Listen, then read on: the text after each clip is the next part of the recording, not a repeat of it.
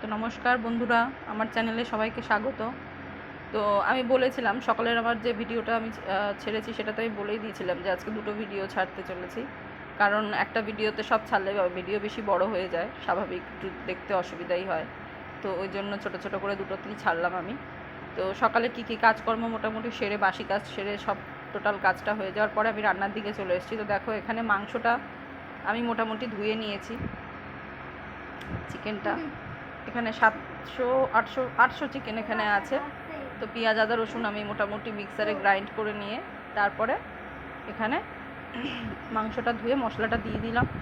এবার একে একে আমি এখানে সব মশলাগুলো দিয়ে দিচ্ছি, গুঁড়ো মশলাগুলো, একটু লঙ্কার গুঁড়ো দিয়ে দিচ্ছি, কারণ কাঁচা লঙ্কা আমি দুটো দিয়ে দিয়েছিলাম মশলা যখন আমি মিক্সারে গ্রাইন্ড করেছিলাম, তখন আমি দুটো কাঁচা লঙ্কা দিয়ে দিয়েছিলাম। এবার জিরের গুঁড়ো দিয়ে দিলাম, ছোটো একটা প্যাকেট, ওই সানরাইজের দেখবেন 8 টাকা করে প্যাকেটগুলো হয়, ওটা একটুখানি, ওটা পুরোটাই দিয়েছি। আর ধনে গুঁড়ো জাস্ট অল্প একটু দিয়েছি, কেন ধনে গুঁড়ো বেশি দিই না আমি চিকেনে। আপনারা যারা খান আপনাদের স্বাদ মতো পরিমাণ মতো আপনারা দিয়ে নেবেন। নুন প্রথমে অল্প দিলাম, কারণ মুরগির মাংস তো নুন প্রথমেই সবটা দিয়ে দিলে মাংস তাড়াতাড়ি গলে যায় মুরগির মাংস। একটু কাঁচা সর্ষের তেল দিয়ে দিলাম এখানে। আজকে মাংসটা সব মশলা দিয়ে মাখিয়েই একবারে করব, অনেকটা খাসির মাংসের মতন স্টাইলেই করব। অন্য সময় আমি মোটামুটি পেঁয়াজটাকে আগে তেলে ভেজে নিয়ে একটু গরম মশলা দিয়ে পেঁয়াজটা ভেজে নিয়ে তারপরে পেঁয়াজটা ব্রাউন হয়ে গেলে তো তারপরে দিই মাংসটা মাখিয়ে, কিন্তু আজকে আমি একবারে সব দিয়ে দিচ্ছি এখানে। তো দেখতেই পাচ্ছ এখানে তেজপাতা দিয়ে দিয়েছি, কুচানো পেঁয়াজ দিয়ে দিয়েছি দুটো বড় সাইজের, আর একটা মিডিয়াম সাইজের ছোট পেঁয়াজ আগে একটু মশলার মধ্যে যখন মিক্সারে গ্রাইন্ড করেছিলাম ওখানে দিয়ে দিয়েছিলাম। তো দেখো এখানে আমি গোটা গরম মশলা দিয়ে দিচ্ছি, 3টে ছোটো এলাচ দিলাম। আপনারা যারা গরম মশলা তেলে দিয়ে যদি দিতে চান সেটাও করতে পারেন, অসুবিধা নেই, অনেক রকমভাবেই করা যায়। এই প্রসিডিওরটা মানে এই প্রসিডিওরে করলে আমার মনে হয় যে মাংসটা খেতে বেশি টেস্ট লাগে, জানি না কেন আমার মনে হয়। সব মাখিয়ে দিয়ে বসিয়ে দিলে জিনিসটা বেশ খুব সুন্দর হয়, মাংসের গন্ধটাও খুব ভালো আসে, স্মেলটা খুব সুন্দর আসে। তো এখানে হলুদ দিয়ে দিচ্ছি আমি মাংসের মধ্যে, গুঁড়ো হলুদটা দিতে ভুলে গেছিলাম, ওই জন্য পরে আবার দিলাম। দিয়ে এবার এটাকে বেশ ভালো করে একটু মেখে নেব, একটু ম্যারিনেট করে নিয়ে চিকেনটাকে। তারপরে দেখতে পাচ্ছেন এখানে ভালো করে আমি ম্যারিনেট করে নিচ্ছি মাংসটা, সব কিছুই দিয়ে দিয়েছি, খালি নুনটা অল্প অল্প দিয়েছি, ওটা আবার পরে দিয়ে দেবো। তো এখানে মাংসটা মাখানো হয়ে গেছে, ম্যারিনেট হয়ে গেছে, আমি রেখে দিলাম। এবার কড়াইতে এখানে তেল গরম হয়ে গেছে, আলুগুলো ভেজে নিচ্ছি, মাংসের আলু। তো দুবেলারই মাংস হয়েছে, কিন্তু আমরা যেহেতু আলু কম খাই সেজন্য আলুটা একটু কমই দিচ্ছি। আমাদের বাড়িতে আলু খাওয়া খুবই কম হয়, আলুটা অতটা আমরা কেউ পছন্দ করি না। তো এখানে মাংসের আলুটা আমি ভেজে নিচ্ছি।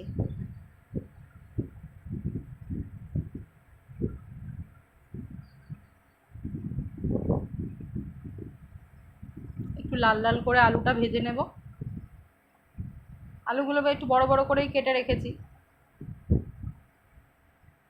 মাংস যখন কষাবো আলুগুলো তার সাথে দিয়ে দিলে আলুগুলো সেদ্ধ হয়ে যাবে, কারণ পরে দিলে আলু তো আর সেদ্ধ হতে চায় না। মাংসটা কষতে, চিকেন কষতে যতটুকু টাইম লাগে তার মধ্যে আলুটা সেদ্ধ হয়েই যাবে।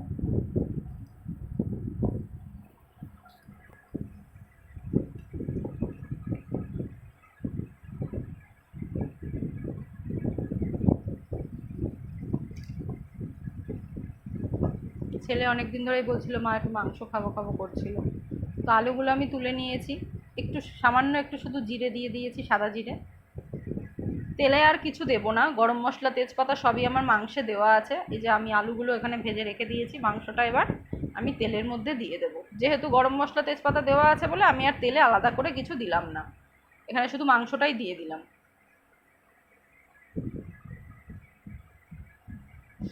মাংসটা একটু ভালো করে নেড়ে চেড়ে দেবো, ফ্লেমটা একটু হাই করে দিলাম।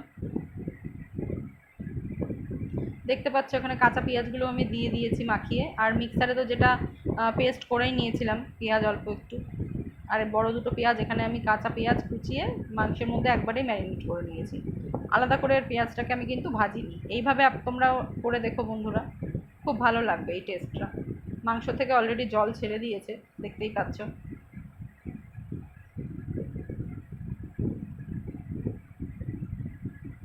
মাংস থেকে অনেক জল বেরিয়েছে। ওদিকে মাংসটা হচ্ছে, এখানে আমি আজকে পোলাও করব।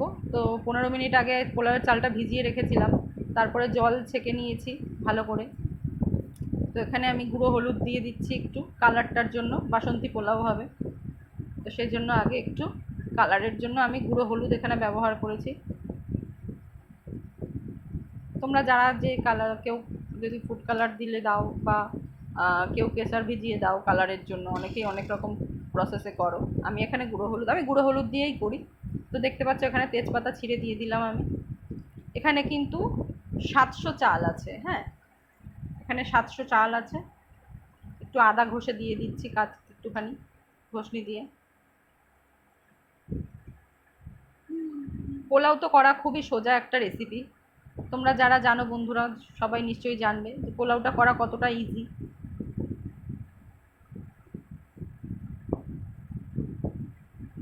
বেশিক্ষণ টাইম লাগে না, 10 মিনিটের মতন লাগে, হার্ডলি কি 15 মিনিট, তার মধ্যে অলরেডি পোলাও হয়েই যায়। তো স্বাদ মতো নুন দিয়ে দিচ্ছি এখানে আমি, সব দিয়ে একবারে মাখিয়ে নেব।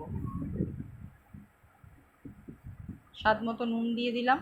এবার আমি এখানে ঘি অ্যাড করব, ভালো করে একটু ঘি দিয়ে মাখিয়ে নেব। সব দেওয়া হয়ে গেছে, এবার আমি একটু এটাকে ভালো করে মাখিয়ে খানিকক্ষণ রেখে দেবো।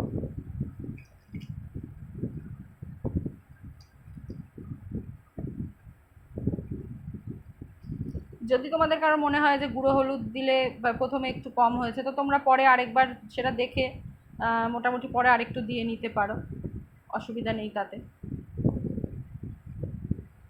আমার এখানে মোটামুটি মাখানো হয়ে গেছে। এবার আমি এই যে চালটা দেখিয়ে দিলাম এখানে যে মেখে, এবার ঢেকে রাখছি। তো ঢেকে এখানে দেখো, এখানে কিশমিশ আর কাজু, আমি কিশমিশটা ভিজিয়ে রেখেছিলাম প্রায় আধা ঘন্টা 1 ঘন্টার মতন ভিজিয়ে রেখেছিলাম, কাজুগুলোকে ভেঙে নিয়েছি। আচ্ছা, এখানে আমি সসপ্যান বসিয়ে দিলাম, কারণ 700 চাল আছে, ওই জন্য একটু বড়ো সসপ্যানেই করছি, কারণ ছোটো জায়গায় হলে হবে না জিনিসটা, কারণ ফুলে যাবে জল দেওয়ার পরে। ওই জন্য বড়ো দেখে একটা সসপ্যানের মধ্যে বসালাম। সসপ্যানটা গরম হচ্ছে, তারপরে আমি সসপ্যানটা গরম হয়ে গেলে এর মধ্যে ঘি দিয়ে দেব।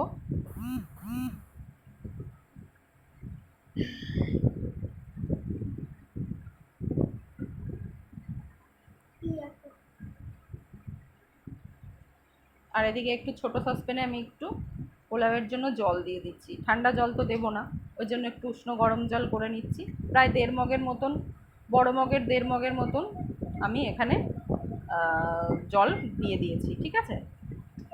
আর ওদিকে দেখুন ততক্ষণ আমার সসপ্যান মোটামুটি গরম হয়েই গেছে। এবার আমি সসপ্যানের মধ্যে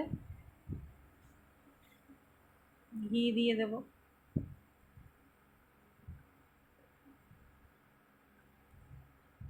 ঘিটা দিয়ে এবার আমি একটু কাজু কিশমিশটা ভেজে নেব ভালো করে, একটু হালকা হালকা লাল লাল করে ভেজে নেব। গ্যাসটা কমিয়ে রাখবেন, গ্যাস বেশি বাড়িয়ে দেবেন না বন্ধুরা, কারণ গ্যাস যদি বাড়িয়ে দেন তাহলে কাজু কিশমিশটা পুড়ে যাওয়ার চান্স থাকে। তো ওই জন্য একদম লো ফ্লেমে হালকা হালকা করে একটু হালকা লাল লাল করে ভাজবেন, খুব সুন্দর একটা স্মেল আসে, খুব সুন্দর একটা, এত সুন্দর একটা স্মেল আসে যে মানে খুব ভালো লাগে স্মেলটা কাজু কিশমিশ ভাজার, আর ঘিতে ভাজা হচ্ছে আরোই ভালো গন্ধটা ছাড়ে বেশ। তো এখানে মোটামুটি একটু লাল লাল হয়ে এসছে, কারণ ঘিটা মোটামুটি গরম ছিল। খুব হালকা ফ্লেমে একদম ভাজবেন, খুব বেশি হাই ফ্লেমে ভাজলে কিন্তু জিনিসটা পুড়ে যাবে, পুড়ে গেলে কিন্তু আর মুখে যখন পড়বে পোলাওটা খাওয়ার সময় খুব বাজে লাগবে, কাজুগুলো পুরো একদম পুড়ে কেমন ছাই ছাই মতন হয়ে যায়, তো স্বাদ একদম অন্যরকম লাগবে। তো ওই জন্য একদমই হালকা ফ্লেমে, লো ফ্লেমে। তো চলো, আমার এখানে ভাজা হয়ে গেছে, আমি কাজু কিশমিশটা তুলে নিচ্ছি। আবার এটাকে লাস্টে অ্যাড করে দেবো আমি, পোলাওটা যখন অলরেডি অলমোস্ট হয়ে আসবে প্রায় 80% কি 90%, তখন আমি এটা জাস্ট মিশিয়ে দেবো। দেখতেই পাচ্ছেন হালকাভাবে ভেজেছি, খুব বেশি ভাজিনি। তো এখানে আরেকটু ঘি অ্যাড করে দিচ্ছি আমি।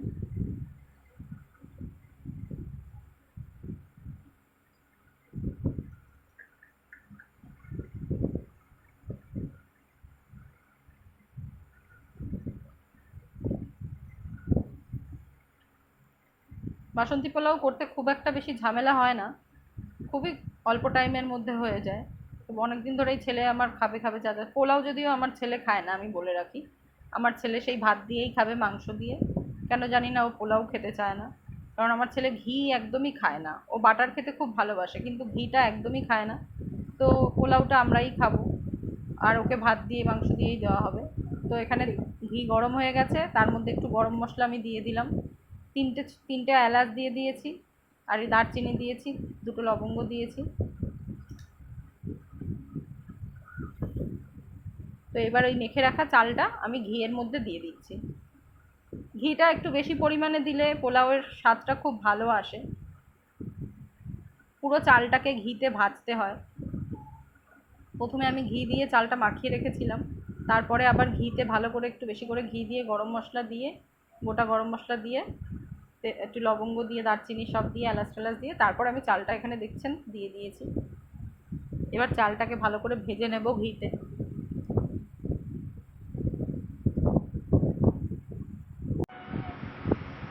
তো দেখো বন্ধুরা, এখানে চালটা ভালো করে ভেজে নিচ্ছি আমি। চালটা যখন আপনারা কি করে বুঝবেন, অনেকেই নিশ্চয়ই জানো, আর যারা জানো না তাদের জন্য বলছি। চালটা দেখবেন যে যখন ভাজা ভাজা হয়ে যাবে, ঘিটা অলরেডি খুন্তির মধ্যে বেশ সুন্দর একটা যেরকম তেল ছেড়ে যায় সেরকম ঘিটা ছেড়ে যাবে অলরেডি, তখন বুঝবেন যে চালটা অলমোস্ট আপনার ভাজা ভাজা হয়ে গেছে ঘিতে। এই যে আমার এখানে আমি দেখাচ্ছি, কতটা বুঝবেন জানি না, যে খুন্তির মধ্যে অলরেডি ঘিটা বেশ ছেড়ে ছেড়ে গেছে চাল থেকে। তার মানে আমার চাল ভাজাটা মোটামুটি হয়েই গেছে ঘিতে। এবার আমি এখানে ভালো করে নেড়ে চেড়ে দিয়ে, আর একটু ভালো করে নাড়াচাড়া দিয়ে নেব। ঘিটা একটু বেশি পরিমাণে দিলে টেস্টটা খুব ভালো হয়। তো এবার আমি জলটা দিয়ে দেবো আস্তে করে। যে জলটা আমি মোটামুটি 1.5 লিটারের মতন জল, সেই জলটা আমি এখানে 700 চাল আছে। তো জল বেশি হয়ে গেলে আবার ভাত কিন্তু মানে পোলাওয়ের যে চাল বেশি সেদ্ধ হয়ে গেলে অসুবিধা হয়ে যাবে। সেই বুঝে পরিমাণ মতন আপনারা জল দেবেন, যারা করেন মোটামুটি তাদের তো আইডিয়া আছেই। তো এখানে আমি দিয়ে দিয়েছি জলটা, ভালো করে একটু নেড়ে চেড়ে দেবো, যাতে যেগুলো নিচের লেগে রয়েছে চালগুলো সেগুলো যাতে ছেড়ে যায়। চামচটা একটু ঘি লেগেছিলো, ওই জন্য এটা আমি একটু দিয়ে দিলাম।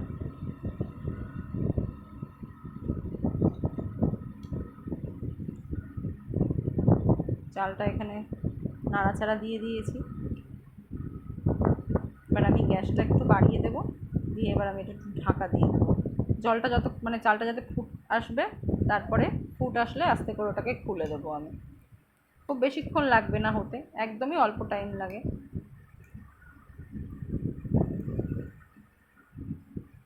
দেখতেই পাচ্ছেন এখানে জল অলরেডি ফুটে উঠেছে, চালটা ফুট এসে গেছে আর কি।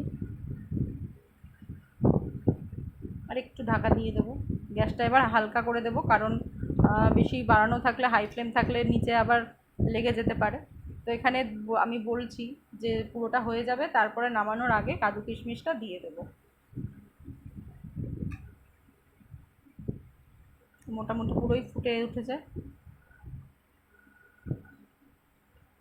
একটু নাড়াচাড়া দিয়ে দিচ্ছি এখানে।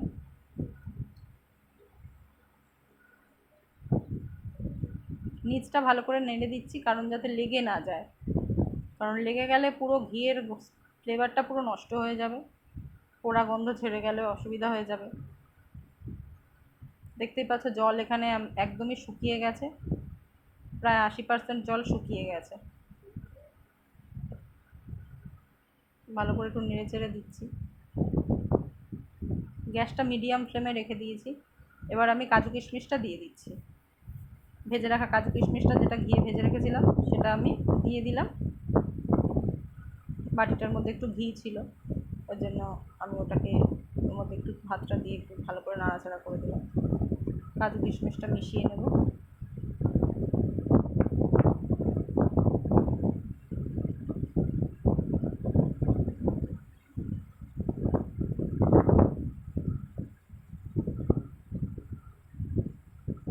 এবার আমি মিক্সারে এখানে চিনিটাকে ভালো করে গ্রাইন্ড করে রেখেছিলাম, কারণ দানা দানা চিনি দিলে পরে গলতে অনেক টাইম লাগে, ওই জন্য এখানে মিক্সার গ্রাইন্ডারে ভালো করে গ্রাইন্ড করে রেখে দিয়েছিলাম আমি চিনিটাকে। এখানে স্বাদ যে যেরকম স্বাদ মতন খাও। আমার বাড়িতে একটু পোলাওতে মিষ্টিটা বেশিই দেওয়া হয়, কারণ মিষ্টি না হলে আবার মানে একটু অসুবিধা আর কি, সবাই পছন্দ করে না। তো ওই জন্য মিক্সারে সবসময় দেখবে চিনিটা একটু গ্রাইন্ড করে নিলে পরে কি হয়, মিশে যায় তাড়াতাড়ি, একদমই তাড়াতাড়ি মিশে যায়। আর না হলে কি হবে, দানা দানা থাকলে এক জায়গায় মিষ্টি পড়বে, এক জায়গায় মিষ্টি লাগবে না। এটা একদম ভালোভাবে মিশেও যায়, খুব বেশি নাড়াচাড়াও দিতে হয় না। তো চলো, এখানে আমার পোলাও কিন্তু রেডি। গ্যাস জ্বলছে এখনও, একদম কমিয়ে দিয়েছি, লো ফ্লেমে করে দিয়েছি, কারণ নিচে যাতে লেগে না যায়, কারণ ভাতের জল অলরেডি, পোলাওয়ের জল পুরো টেনেই গেছে। ওই জন্য চিনিটা আমি এখন এই সময়টায় মিশিয়ে দিলাম। তো চলো, এখানে আমার পোলাও রেডি, আমি গ্যাস বন্ধ করে দিয়েছি। এবার আমি এখানে সানরাইজের গুঁড়ো গরম মশলা অ্যাড করে দিচ্ছি, ওপর থেকে একটু ছড়িয়ে দিয়ে খানিকক্ষণ ঢাকা দিয়ে রেখে দেবো। মোটামুটি রেডি। তো আজকের মতন আমার রান্নার রেসিপি, রান্নার ভিডিও এখানেই শেষ করছি। আপনারাও বাড়িতে বানিয়ে দেখবেন আমার মতন করে, কেমন লাগবে জানাবেন খেয়ে। বেশি কিছু করিনি, মাংস আর এদিকে পোলাও। দেখুন পোলাওটা কিরকম ঝরঝরে হয়েছে, জাস্ট ওটা দেখানোর জন্যই একটা একটু দেখানো। জলটা খুব পরিমাণ মতন দিতে হয়, জল বেশি হয়ে গেলে কিন্তু পোলাওটা এরকম ঝরঝরে হবে না। ঠিক আছে বন্ধুরা, টাটা তাহলে আজকের মতন রাখছি, ভালো থাকবেন।